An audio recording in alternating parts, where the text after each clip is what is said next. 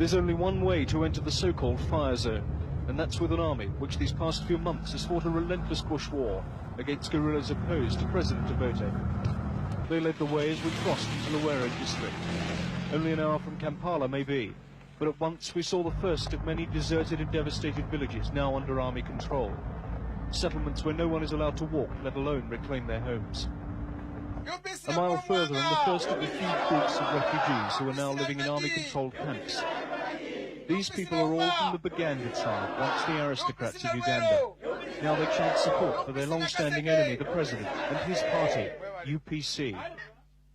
They have no choice. A war made largely in their name has left them victims of a fierce campaign to stamp out insurrection in Uganda at large. Well, I leave it to my own countrymen and women. If they want a difficult time, they will support these lawless elements. If they want stability, if they want rehabilitation, if they want peace, if they want prosperity, I call upon them not to support such persons, but to report them immediately so that the security forces can deal with them and deal with them quickly. There are now 140,000 people living in government camps like this one, at Kapeka, deep in the bush north of Kampala. Homes made of banana leaves and straw. But once we found evidence of malnutrition and starvation that has become an epidemic this past year. Children suffering unmistakably from marasmus, starvation, and kwashiorkor, protein deficiency. The sight of it alone was enough to shock Bill Kirkham, MBE, CBE, an experienced Africa hand who's now been given the job by the government of taking charge of these refugees. I never expected to see this in Uganda. I never ever thought I'd see this in Uganda. It has shocked me. Every day, nurses from Save the Children and Oxfam handle more than 500 cases in their feeding station here. In their own minds, it's something of a losing battle against hunger, disease and fear among the people they care for. In this child's case, it's a vain struggle against a combination of measles, starvation and severe dehydration that had him refusing every attempt to make him drink. If the conditions within these camps are one cause for concern among the relief agencies, then so too is the situation outside them. The government does admit that their troops are now under orders to kill any male living in areas once occupied by the guerrillas. But people fleeing into camps like this report an army regime which goes well beyond those orders. There is, according to independent sources, including the churches, hardly a family in these camps that hasn't lost a relative, as the army has swept up through their villages, determined to destroy any local support for the guerrillas. Yet this is the army supposed to be protecting them. At the main hospital in the area, a German doctor told me that he has on average 30 cases a week who are victims of the troops. He led us to one. She had a gunshot through the left and right upper leg and right lower arm and one shot in the abdomen. Does she know who did it? Yes, she told us soldiers. And the story was the soldiers were drunken and were afraid because on this day 3 soldiers were killed in a village about 3 miles in the north. A child who'd filmed a matter of minutes before, the one too weak to drink, had died in his mother's arms.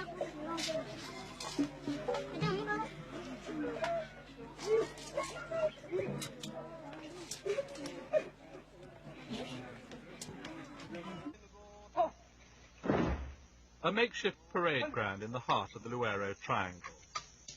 The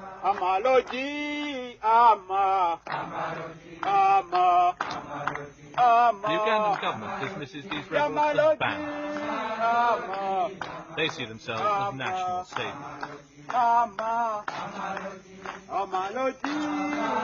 4 years ago, this man, Luwero Museveni, led 27 disaffected soldiers into the bush.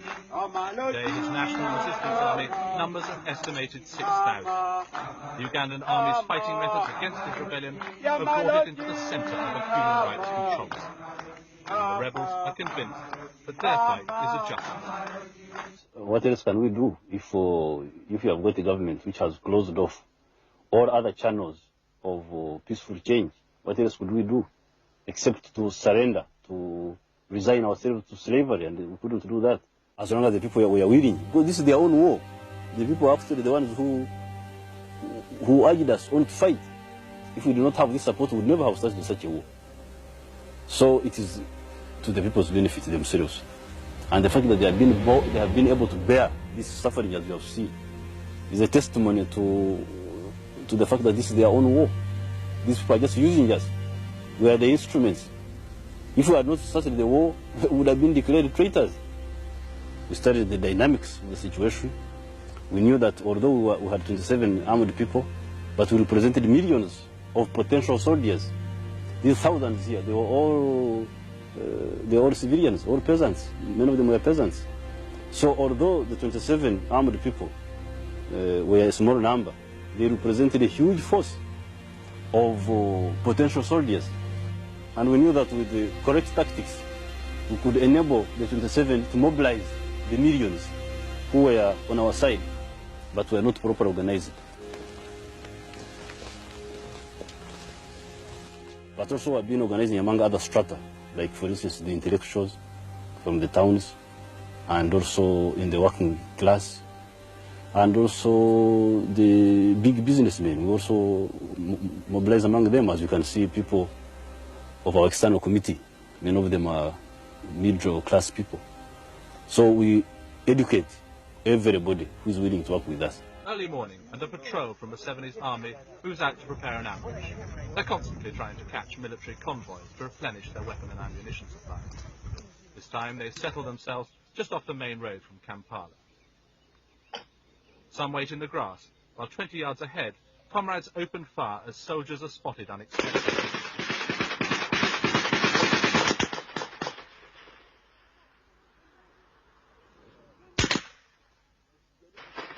Smoke from a grenade rises. Two government soldiers have stumbled into the ambush by accident, travelling along a track off the main road. The Ugandan government has always said that much of the evidence of fighting is fabricated. There's nothing fake about this man's fresh blood. Papers show that one of the soldiers had been given a day's leave to visit his sick child. The officer in charge explains that the two men had arrived while they were waiting for the convoy. He said they had to be killed because they might otherwise alert the army to the rest of the presence.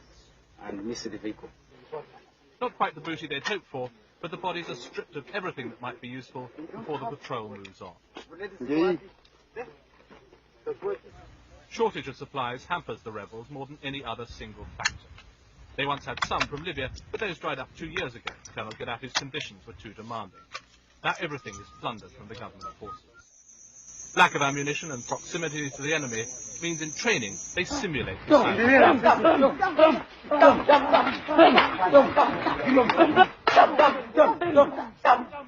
far cry from the sort of training the officer in charge will have gone through. He was at the Mons military training school in Britain. Just as rigorous as the military training is the troops' political education. A crash course in political science, the movement espouses an old-fashioned mixed economy, and a thorough grounding in modern Ugandan history, or at least the rebel leadership's version of what's happened since independence and what part Obote has played. Because Obote did not value self-determination. He valued the education of the people of the North. And in fact, it did not mean the people of the North, it meant himself. The National Resistance Movement is a nationalist organization. It is a nationalist in the sense that it is fighting for the aims of the whole country and not for aims of a section of the country. Secondly, the National Resistance Movement is a democratic movement. It is a movement which is fighting for democracy. Like this 14-year-old, many have joined the movement because they say they or their families have been ill-treated by the government troops. Speaking through an interpreter, the child said he'd seen his mother hacked to pieces with a machete by government soldiers.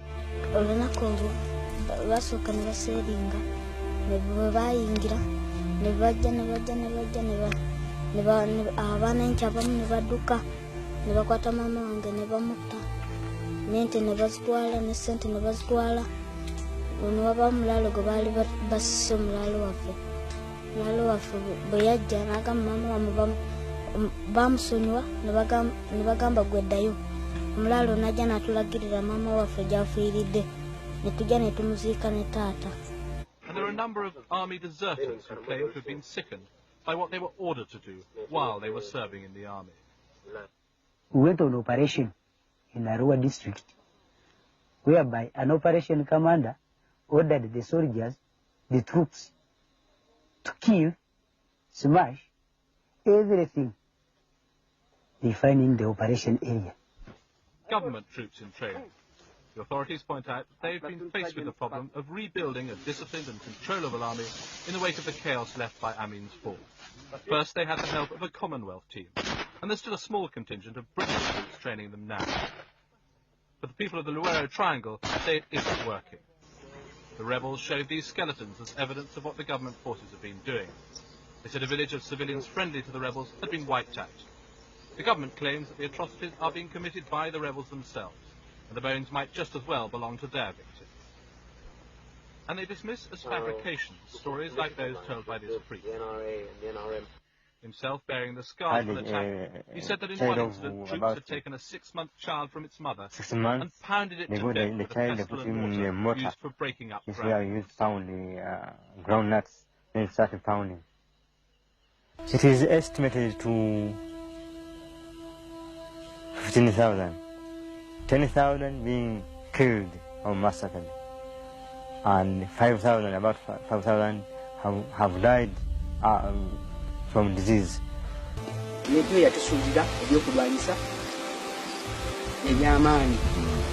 That he runs away from Obote, who is killing them, has been killing them, is killing them, even recently was sharing them. They were just very avoided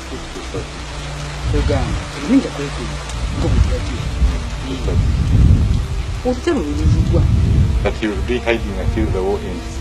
The fighting has left one of Uganda's richest regions almost completely depopulated. Once prosperous villages now lie deserted. This is prime country for growing coffee, Uganda's most important export.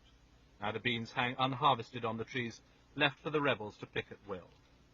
The few civilians that remain in the area live in fear, hidden deep in the bush. They survive off what little they can cull from this once heavily cultivated land. There has been a let-up in the killing in the last few months. The rebels say that's because there are so few left to kill. And they claim conditions now compare badly even to the Amin days. They are very much worse than they were under Amin. Because under Amin, first of all, Idi Amin was not killing people outside the intellectual class. He used to kill only the elite, elements from the elite who were threatening his position. Or sometimes over rivalry, over business, things like that. But he never touched the peasantry. But Obote is killing everybody. With talk like that, there seems little hope that the rebels will come in from their life in the bush. Every 10 days or so, they dismantle their mobile headquarters, pack up the guns they've captured from the government, and move on. The houses they've constructed are destroyed, so that the camps can't be used by the government forces. A new set will have to be built at the next stopping point. Because of the rebels' mobility and the continuing problems of the Ugandan army, there seems little hope of the government finding a military solution.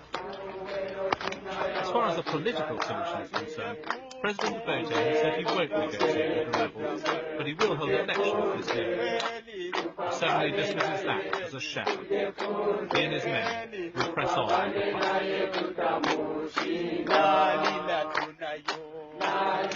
The common characteristic is that a popular cause, which is very popular, but backed by initially irregular forces which are not regular armies, and which are not as armed as the establishment army, by using guerrilla tactics, eventually they build up enough strength to overwhelm the enemy.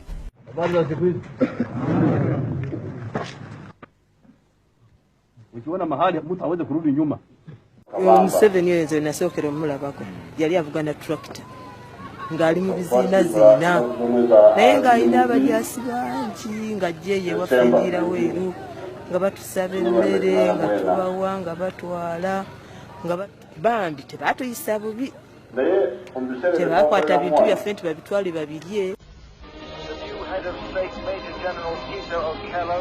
Here on the left is a man he hosted, Dr. Obote, was a close ally of the former president for many years. was Okello who helped to overthrow Idi Amin and restore Obote to power. But today he was calling Obote a dictator as he took his place as head of state. For a long time, the authorities had tried to discredit the guerrillas, downplaying their numbers, describing them as an indisciplined group of country bandits. But the government's attempt to defeat them was a grisly failure. People suspected of supporting the guerrillas were killed by the score. And under Obote, Uganda acquired an unenviable reputation for unbridled repression and murder. Tuko karibu pale, tunasonga pole pole mpaka adui mwenyewe anachoka na anaingia kwenye kizimba chetu.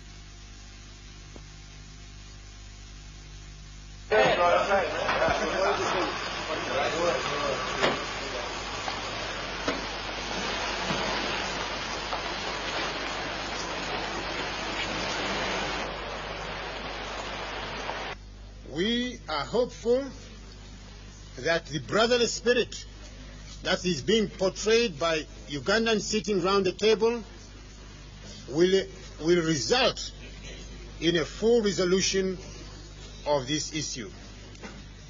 These groups with whom we have already reached some understanding are in Uganda. They have put down their arms and they are cooperating fully and participating fully in the process of bringing about lasting peace in our country. The head of state and the chairman of the military council, General Tito Okello, has time and time again stated that all Ugandans are welcome back home. If we have any problems or any differences that need to be discussed, let's get home, discuss them in a family atmosphere, and I know that by and large the name Uganda is associated with all the tragedy which has been unfolding in this land for the last many years. But today, you know, in Uganda we have a unique opportunity to begin a new era. In a field near Namalongi, the proof of the old era lies scattered in the brush. So far, the villagers say they've counted 7,008 skulls. For 4 years, a special forces unit under Obote had their barracks here, leaving behind its unique record of performance. What the government has done is to persuade some rebel groups who had fought against Obote to hand over their arms. They're not as strong as the NRA, but they now back the military council. Now they sing not for their cause, but for Uganda's as a whole. Whatever comes out of here, let's go to the council. Andrew Kayira is one of those rebel leaders who joined the military council, but he did not give up his arms. For now, he's concentrating on meetings, but soon he feels he may have to make a choice. We may not have to take sides yet, till after some time. One thing that is making the situation difficult is are the reports of atrocities being committed by UNLA, the indiscipline in the UNLA. And that has been one of the items on the agenda today. And, you know, I had to speak very strongly on it. Do you believe the reports? Of course I do. There is no doubt the killings are continuing, and that despite steps like this release of prisoners, Uganda's new leaders still aren't trusted. Part of the problem is the prisoners see some of the same faces they saw in the past. Tito Okello, the head of state, served under Obote. Amin Onzi headed the feared intelligence service under Idi Amin. Too many of the country's new leaders are old faces tainted with the past, and few Ugandans believe that they didn't play some role in the system they're now trying to change. Like Uganda after the coup, they're happy to see Obote out.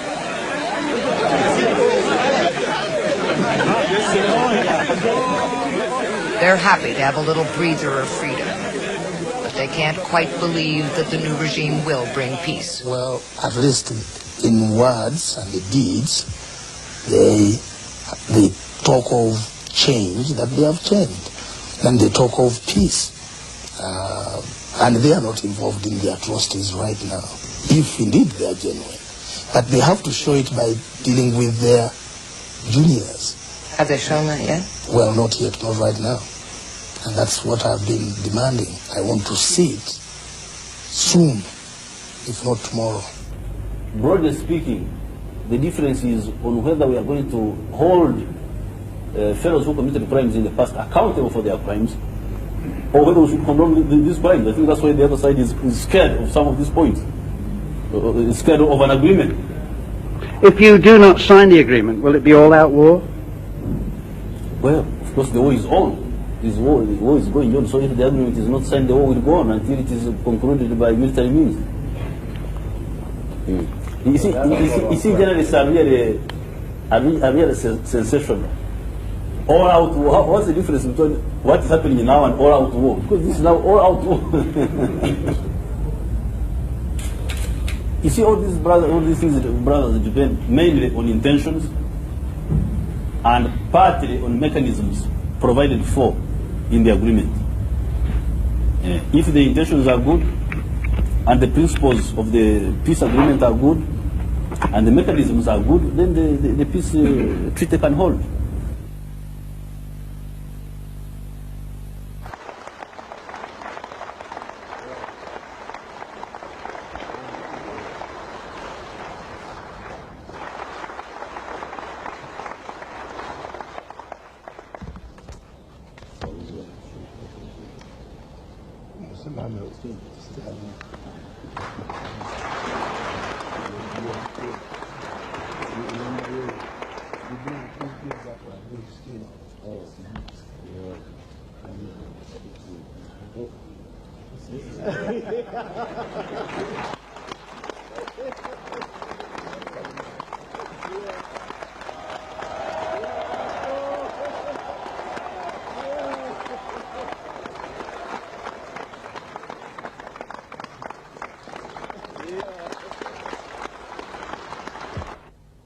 I want the world to understand this.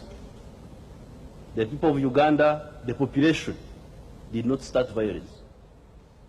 I was not a soldier, I was an intellectual.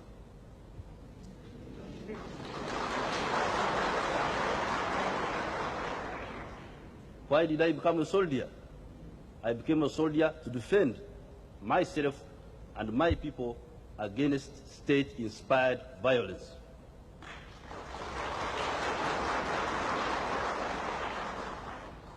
People were killed in 1964. Our people were killed in 1966. Our people were killed in 1969. Amin killed our people from 1971 to 1979. Milton Obote killed our people from 1981 to 1985. And the military council has been killing our people even recently.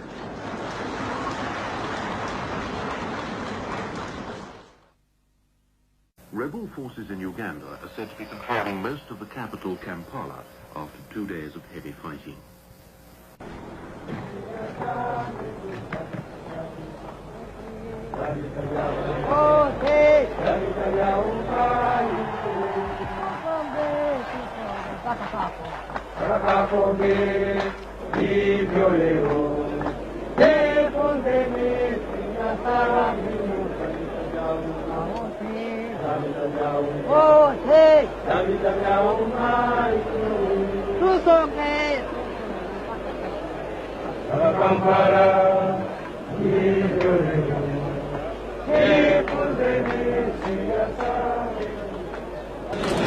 I, Luwero Guerilla, swear that I will be faithful and bear true allegiance to the Republic of Uganda, and that I will preserve, protect, and defend the Constitution.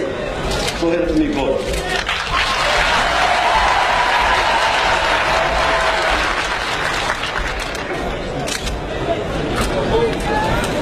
Nobody should think that what is happening today, or what has been happening in the last few days, is a mere change of guards.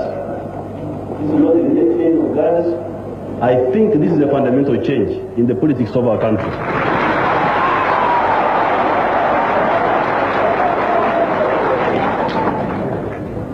Because in Africa we have seen so much change that change has become meaningless. It's no longer change but merely turmoil. This group getting rid of that group and that group doing worse than the group it got rid of. Now, please do not count us in that category of people. The National Resistance Movement, I think, is a clear-headed movement with clear objectives and with good membership. I think it makes a very big difference from the situation in which we were, where the very people in power were they themselves encouraging evil instead of trying to combat evil. I think this is a slightly different situation.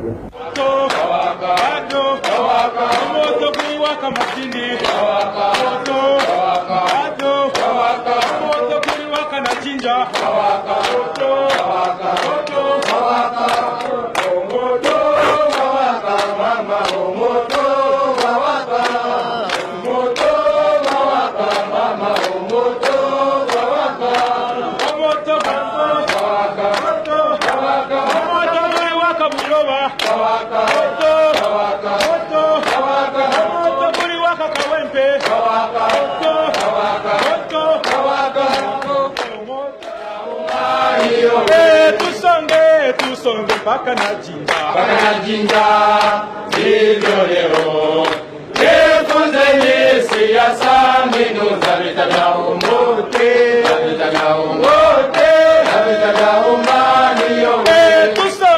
tusonge mpaka na guru hivyo leo jifunzeni siasa mbinu za vita vya umoja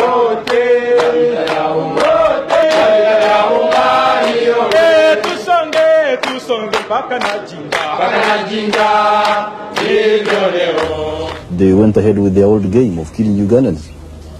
Since the signing of the peace agreement, they had killed up something like 400 or 500 people, whose names we could lay our hands on, names and places of birth and things like that. Now, we found that if we didn't act, first of all, there would be no solution to the Ugandan political crisis. There would be no solution. We would go on endlessly with the same cycle of violence and regimes which don't do any work.